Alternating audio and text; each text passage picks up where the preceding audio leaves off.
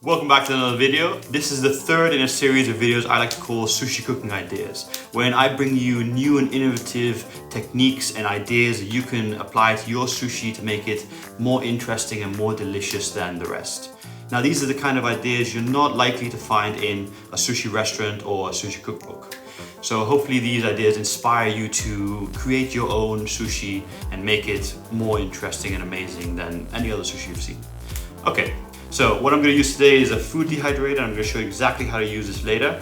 But first I just wanted to say I did bring this idea before in another sushi recipe a long time ago, but it was 2 years ago and it hasn't gotten many views, and since then I haven't really seen it in restaurants and on the internet or cookbooks, so it's still a pretty innovative idea. Okay, so here's how to do it. Let's go. Okay, take a vegetable, in this case a carrot, and you want to grate it on a grater. So I'm just going to grate it like this until I get nice shredded carrot.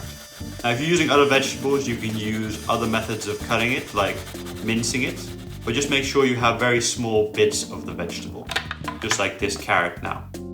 Alright, once you've got enough, then you want to take your dehydrator rack, which comes with your dehydrator, and just spread the vegetables across, in this case again carrot.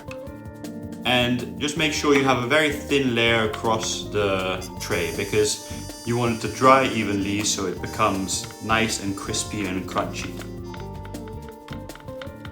Okay, once you've spread it out evenly enough, then you want to place it into your dehydrator, just like this.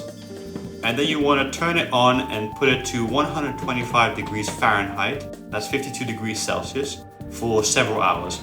I did mine for about 4 to 5 hours, and then you get a nice crispy carrot. So here I've just removed it after 4 to 5 hours, and as you can see it's become much smaller and it's way more crunchy. Just listen to that.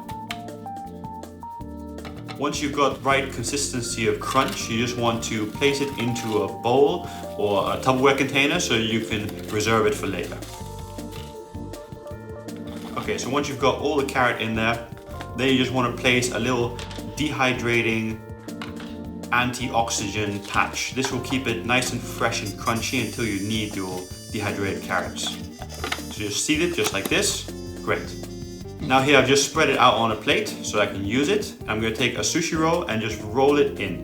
Now this is a very simple salmon sushi roll, just to give an example of how this works. You just roll it in the carrot just like so.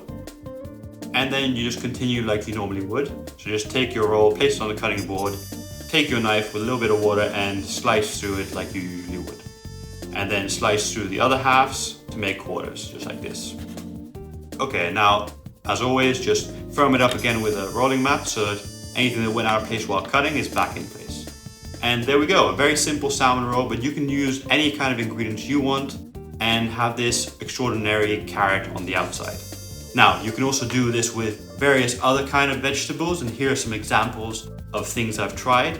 Please feel free to go ahead and experiment and try other crazy, interesting vegetables that you have at your disposal, or fruits. Enjoy. Okay, so now you know this great idea that you can apply to your sushi. I hope this inspires you to go out and give it a try at home and create just more amazing sushi. Now, I should probably talk about the dehydrator I use. This is an Excalibur dehydrator. It's a very big one. I'd say probably semi-professional, professional size. It handles big volumes of vegetables and stuff, and it's kind of expensive for a dehydrator.